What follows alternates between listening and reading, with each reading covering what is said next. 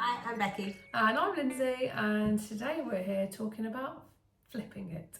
Yeah, That was flip nice. it indeed. I know, flipping. I think I'd say flip it, you say... Reframe it, think about it differently. Yeah, so it's about this idea of either changing your language, flipping the situation that you're in to look at it from a different perspective, to give you a different, more objective viewpoint so that you can make those steps forward. And it's so important and so powerful, isn't it? And we don't do it enough ourselves. We help others do it, but we can all learn to do this a bit better.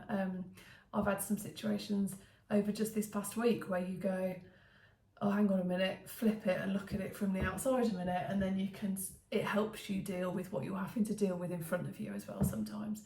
So we thought we'd share a couple of success stories with you and some of our top tips on how we've supported people to have a go at flipping it, and then we'd love you to try it and see how you get on.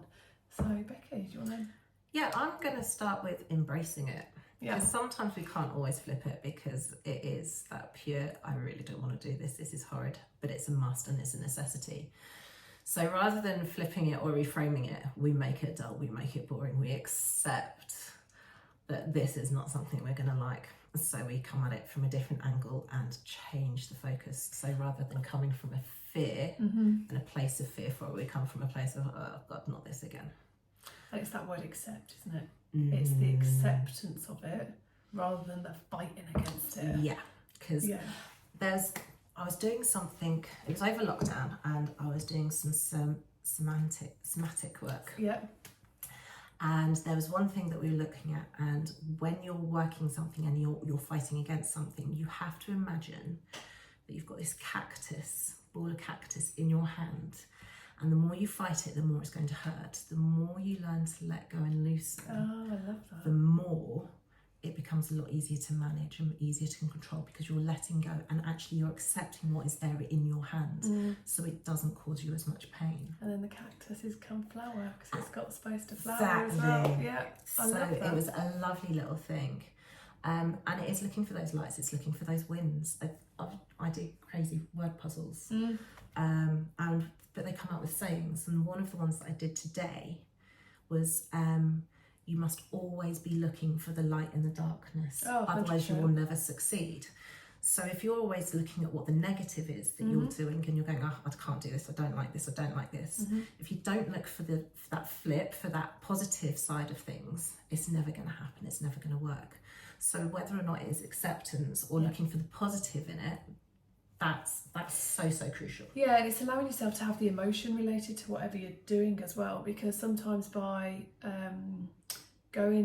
not looking for that positive or not actually dealing with what you're feeling, you then put up the walls and barriers and go to, well, it doesn't matter, I don't care. But when really it does, and then it builds up even more negativity and lack of self-esteem and lack of drive and lack of willingness or want, because you go into, well, it doesn't matter anyway. No, it does matter. And I was chatting to somebody today at a multiply workshop, and she was, out of work, out of employment, struggled with education, struggled with anxiety, and she's like, well, I don't know, I can't talk about this because I haven't got a job. And I was like, no, but we can talk about your ownership to your household and what you could contribute to that. And by the end of it, she'd flipped it, and rather than going, well, I'm not in work at the moment, so I can't contribute to a conversation about money and finances and contributing to the table, she looked at how she could contribute to the family setup in giving her time, because she could give her time to contribute to the family and the meals and the planning and the prepping, and that's her way of giving back. So then we flipped it. It's not always just about the money, but she can still understand how to use the money in a different context. So yeah, it's all about flipping it. So a success story then for a student that you've had that's flipped it, and then you've seen the benefits of that.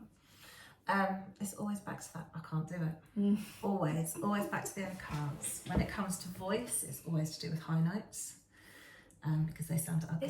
Is it always that? Normally high notes. The pet like that, and the whole body tenses up. The problem is, as soon as you tense, you can hear the voice like this, and I do this so often with students. I go, because as soon as you find it, everything tenses, and this is what happens to your voice. Everything presses. Yeah. You got no chance of hitting those top notes if it's like that. Yeah, because it's like, you've stuck it all in. Yeah, everything's static, and you need freedom, you need looseness, you need movement. So it's about embracing. It's about rather than going, okay, I'm gonna go for it. It's about, I'm gonna go for it. So how do you get them? How do you get them to loosen up? I literally get them to move. Perfect. Literally get them to do.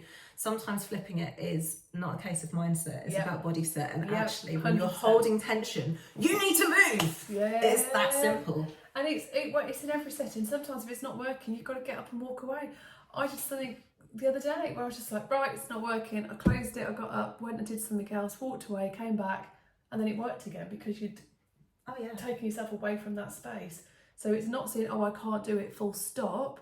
I can't do it right now. I'm just going to give it a break and come back. The brain's amazing. I love doing this with students, and whether it's a one-on-one or I love group situations for doing this. Because you work on a piece of music or a song with them, and they struggle to get this one bit, and it gets to a point. I go, right, I'm just going to leave it there, and they go, but we haven't sorted it. I went, no, we're going to come back to it next week, and they come back next week, and they're like, oh, because they've had that time to process it. Yeah, and you have to have time to process all the time. It's so important, and it's allowing yourself the time to process.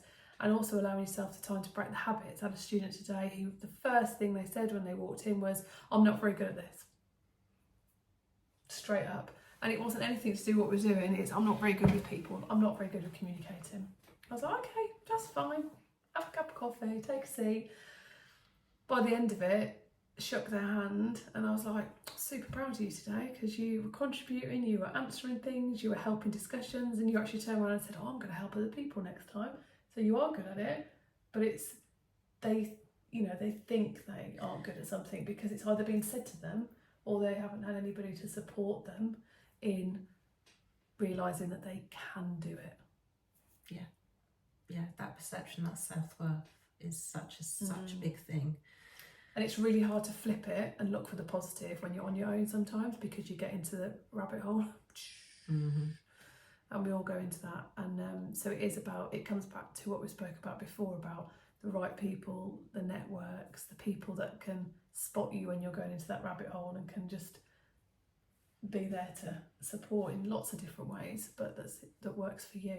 And it's also about being prepared to talk and actually go, I need to just offload this, because sharing something can help you flip it. Oh my goodness. Because you can get perspective on it just by talking it through, even if no one else contributes. But sometimes just by saying it out loud, you go, oh, I'm an idiot. Right? You don't think you do. And you go, oh no, actually, I don't need any help talking that through now, because you've said it out loud, and then it's done. So, one thing that we love to do with all of our students is this idea of flipping it. So, give it a go, see how you get on. Try it in different situations as well. I saw a social media post, we love and hate it. I had a real moan the other day about just the mundanity of adulthood and parenting and washing and cleaning and you just go, there's not a minute in the day ever, because there's always a million and zillion things to do, and someone goes, oh, don't do it, it's okay. Well, if I don't do it, it's got to get done. And then a social media post flipped it for me, because they went, yeah, I'm really grateful that I've got a house to clean, I've got food to wash up from, and I've got children that make a mess.